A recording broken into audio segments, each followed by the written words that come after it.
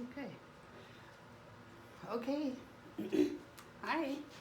This this is the first video of a series I want to do called Ace Bob Ross How to Paint in Oils, and it's specifically geared for high schoolers.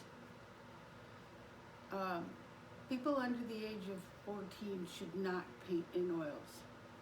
The rest of us, let's do it. Let's paint in oils. But if the high schoolers can stay home, I can actually put myself in front of a camera, which I absolutely hate to do, have since I was a kid. I have a lot of social anxiety, and I don't like to have my picture taken. Everybody who knows me knows that. So if you can do a stretch, I can do a stretch. If I can learn how to paint, you can learn how to paint. If you can learn about technology, at some point, I could maybe grow a few new neural networks and learn a little bit more too. But in the meantime, I'm going to introduce you teenagers, you youths, to some of the basics to get started of oil painting at home. So first of all, you're gonna need a space to work at home. I have a big studio, but I have painted in tiny spaces. And when I was 14, I got a little corner of my parents' basement. And the reason you want a space is because it's gonna get messy and it's gonna get dirty, and you don't really want to spend a lot of time worrying about that. So, second of all, you want some safety. Use this. Don't use turpentine. Use Gamsol. It's a low evaporative, odorless mineral spirits. And if there's anybody sensitive to it, cover your solvent pots when you're not using it. I'm not particularly sensitive to it, so I don't cover it. This is a handy thing. I do clean some of mine. This is probably something you should not do, but I do. Okay, so there's your solvent.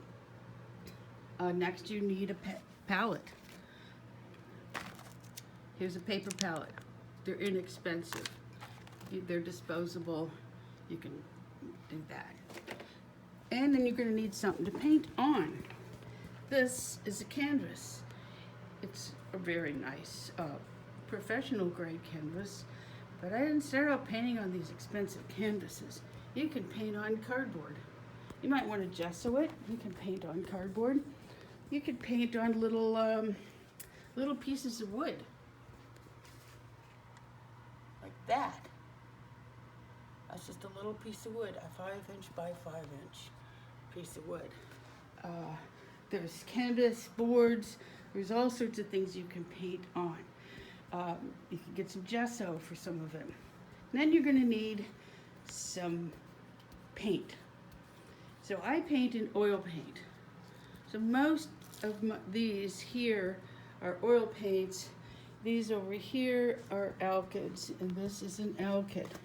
An alkyd is a synthetic resin, alkyd resin that is infused into linseed oil, and you can paint with it, and you can mix it with oil paints. It just has to go fat over lane, which I'll talk about later. These are some examples of oil paints. But you know, if you paint in alkyds, or you paint in oils, or you paint in acrylics, they're all the same pigments. They're just mediums are different. The binders are different.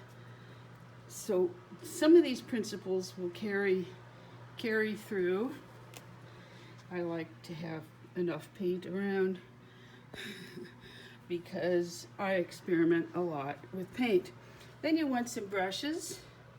I would recommend for this beginning artist and for any artist These are Winsor Newton University brushes. These are supposedly student grade, but I use them all the time.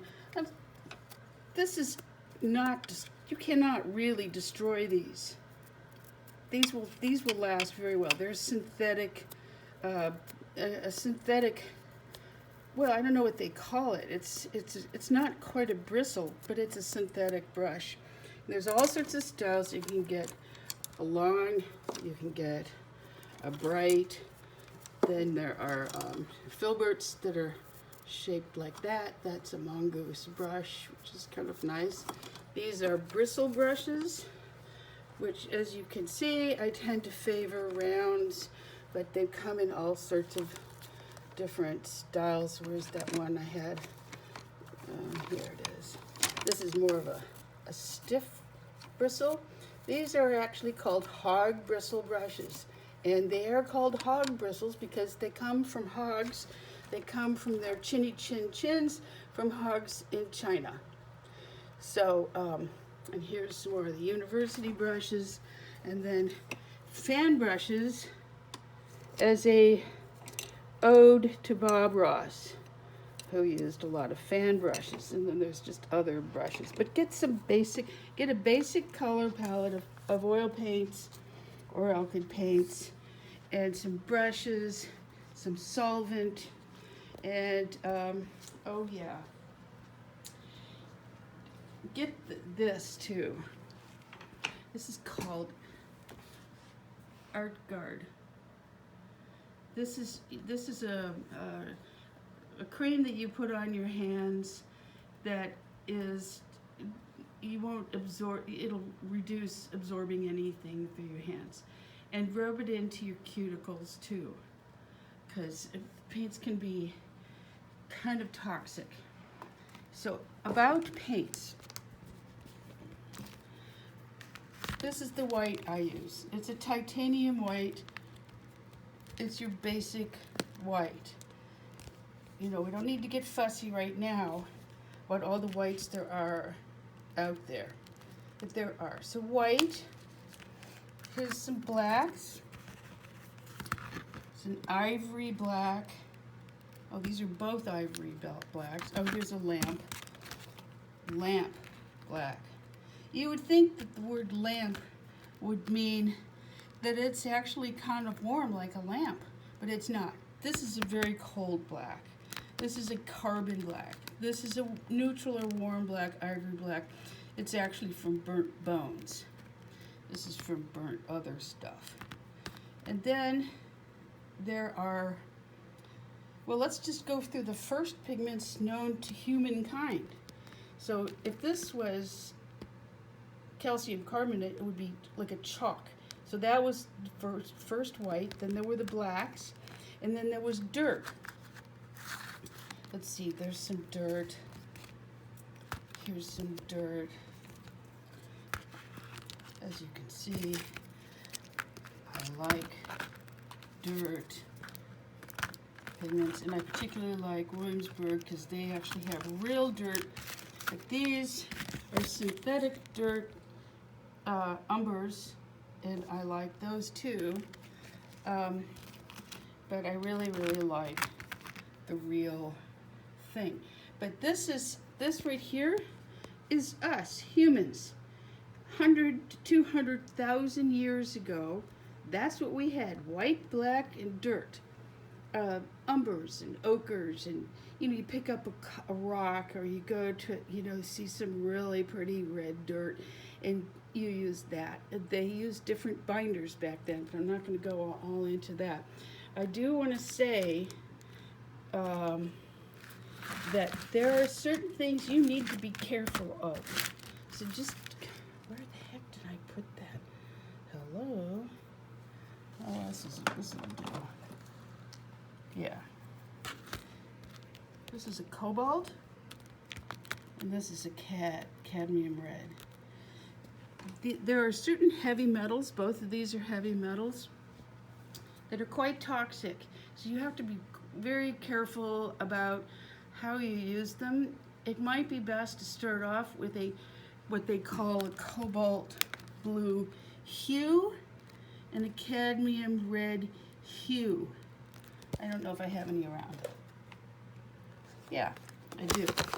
This is a cadmium red hue. So it's not actually made with cadmium. So I think that might be, oh yeah, you can also use some painting knives. I think that might be an intro, but tomorrow I'm going to do a video on how to paint a flower. This is a painting I'm working on. It's called Hamster Island. Hamsters have not yet crawled out and made their appearance, but I am going to paint one or two more flowers on it, and I will do a video on how to paint a flower. Okay, thanks so much for joining. Ace Bob Ross, signing off. Bye.